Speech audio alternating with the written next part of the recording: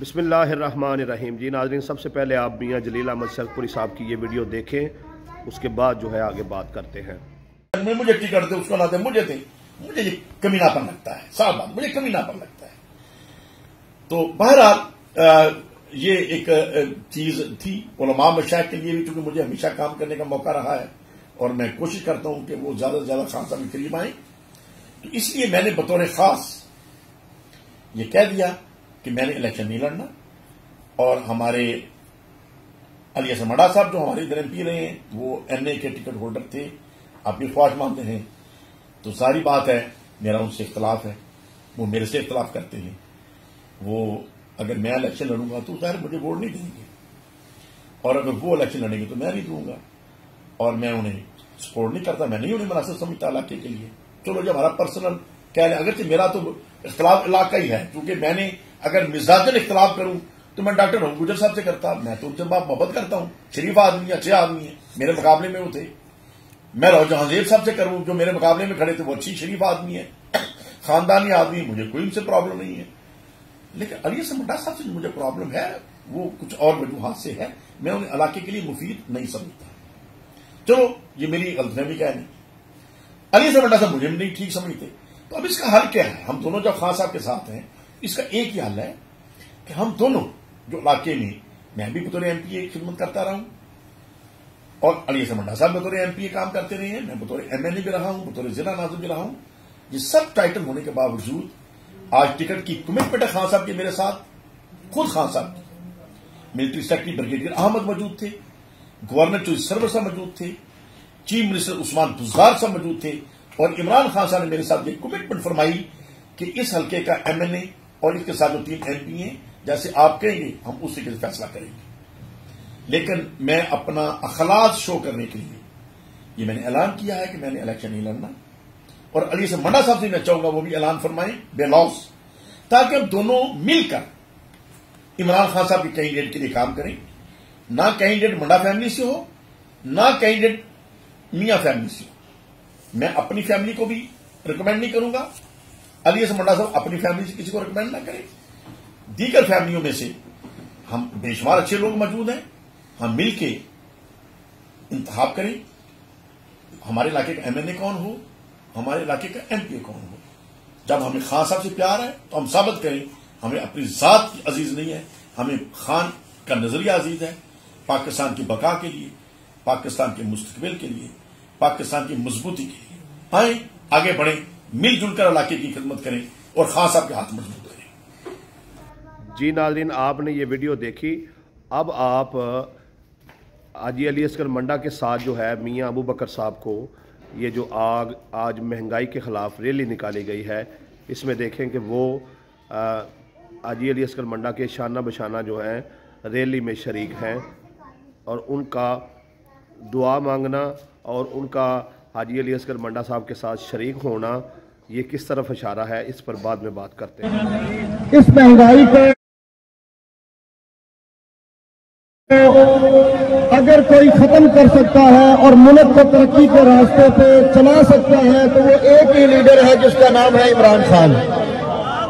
इंशाअल्लाह हम इमरान खान के साथ हैं, और जब तक हकीकी आजादी हासिल नहीं कर लेते हम इस जद्दोजहद का हिस्सा रहेंगे, और इंशाअल्लाह इमरान खान के सिपाही बन के इस मुल्क की रब्बाना आतीना फिद दुनिया हसनतम व फिल आखिरती हसनतम व क़िना अज़ाबन्नार। मालिक अर्ज़ समा हम सबको अपने इस प्यारे वतन पाकिस्तान की हिफाजत की तौफीक अता फरमा। जितनी भी कुव्वतें इस मुल्क के खिलाफ हैं, इसे नुकसान पहुंचाना चाहती हैं, इसे तोड़ना चाहती हैं, उन तमाम को तबाह बर्बाद फरमा, और जो उनका साथ दे रहे हैं उनको नाकाम फरमा। और इमरान खान जो इस मुल्क की हकीकी आज़ादी की जंग लड़ रहा है, हमें उसका साथ देने की तौफीक अता फरमा, और अपने प्यारे वतन पाकिस्तान इसे तरक्की के रास्ते पे जो चलाने का सफर है, हमें इसका हरावल दस्ता बनने की तौफीक अता फरमा। मालिक अर्ज़ समा हमारी गैब से मदद फरमा या रब्बल आलमीन। हम सबको पाकिस्तान के इस गयूर अवाम की جو اس وقت حالتیں ظاہر ہے اسے بہتر کرنے میں اپنا اپنا کردار ادا کرنے کی توفیق عطا فرما.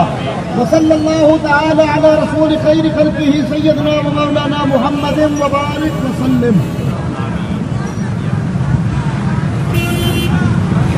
پاکستان عمران خان